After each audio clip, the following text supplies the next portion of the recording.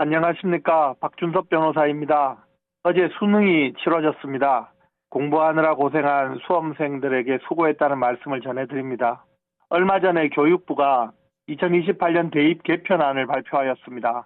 이번에 발표된 대입 개편안 중에는 내신제를 5등급제로 축소한 안이 있습니다. 내신 5등급제 도입은 그동안 내신에서 분리했던 특목고, 자사고 졸업생들에게 절대적으로 유리하게 작용할 것입니다.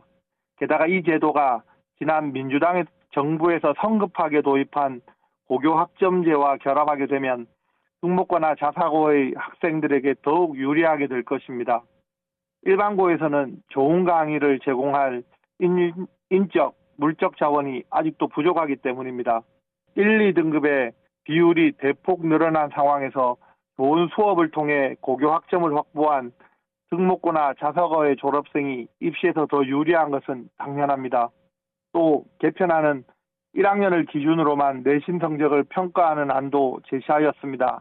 이것은 수정된 것으로 보이기도 합니다만 내신 성적을 고등학교 1학년을 기준으로만 삼는 것은 중학교 때부터 고등 1학년 내신 평가 준비에 더 몰두하도록 하는 선행학습을 유발할 것입니다. 이것도 사교육을 잘 지원할 수 있는 가정의 자녀들에게 유리한 제도입니다. 또 심화수학을 수능시험에서 제외한다고 합니다.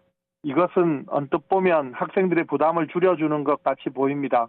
그러나 소위 상위권 대학들은 어떤 형식으로든 변별력을 위해 대학 스스로 심화수학이나 다른 방식으로 평가하는 제도를 도입할 것입니다.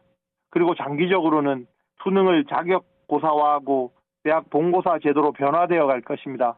사교육이 지금처럼 과열되지 않았던 시절과는 달리 지금의 제도 하에서는 본고사를 부활하는 것은 비학군지인 지방에서는 상위권 대학에 입학하는 것이 훨씬 더 어려워진다는 것을 의미합니다.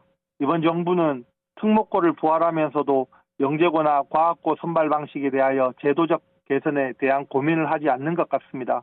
과연 우리는 영재고에 입학하는 학생들이 정말 영재인지를 잘 가려서 뽑고 있는 걸까요? 지금 우리나라는 영재를 선발하는 방식부터 불공정한 상황입니다. 영재고와 같은 학교는 사교육을 받지 않고는 입학 자체가 불가능하기 때문입니다. 학군지가 아닌 지방의 평범한 지역에서 자라나는 아이들은 영재고에 입학하기가 아주 어렵다는 것입니다. 대다수의 국민들은 지금과 같은 선발 방식에서는 영재고가 이미 특별한 계층을 위한 학교라고 생각합니다. 어려서부터 특별히 재능이 뛰어나다고 여겨지는 영재고와 과학고, 특목고의 입학생들이 왜 주로 사교육으로 무장된 특정 지역, 특정 계층의 아이들로 이루어지는 것일까요? 타고난 영재가 왜 비학군지 지역에서는 잘 나오지 않는 걸까요? 이것은 개인들의 문제가 아니라 교육제도와 입시제도가 공평하지 않게 설계되었기 때문입니다. 개편안은 유리한 학생들을 더욱 유리하게 하여 지금의 모순을 더 심화시킬 것입니다. 국민들은 지난 문 대통령 정부가 국민들을 위하려는 의사는 가지고 있지만 정책적으로 무능하다고 판단했습니다. 그래서 이번 대선에서는 국민들이 윤 대통령을 지지하고 선출한 것입니다.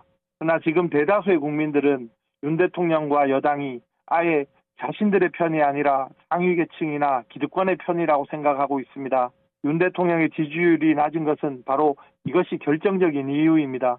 지지율이 낮은 것이 야당의 선정적이고 편파적인 공세 때문만은 아닙니다.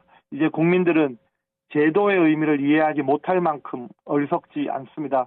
이런 주장을 하는 것이 고교 학점제 등 교육 방식의 개혁을 앞으로 하지 말자는 것이 아닙니다. 국민 모두에게 공평한 기회가 주어지는 교육 제도를 만드는 것이 먼저라는 것입니다.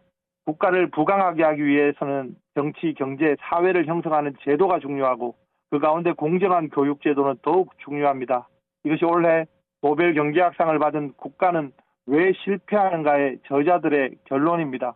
공정한 교육제도 마련을 위한 개혁이 선행된 이후에야 AI를 통한 교육, 고교 학점제, 논술형 시험, 대학의 자율입시 등이 제대로 효과를 볼 수 있을 것입니다.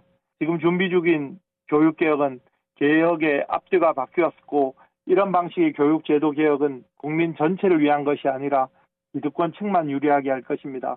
그것은 국가의 활력을 떨어뜨리는 결과를 초래할 것이고 세계 중심 국가를 준비하는 우리나라의 미래에 도움이 되지 않을 것입니다. 이제 윤 대통령 정부와 여당은 개혁이 국민 모두를 위한 것이 되도록 방향을 잘 설정하고 개혁 내용을 더 공정하게 만들어야 할 것입니다. 감사합니다.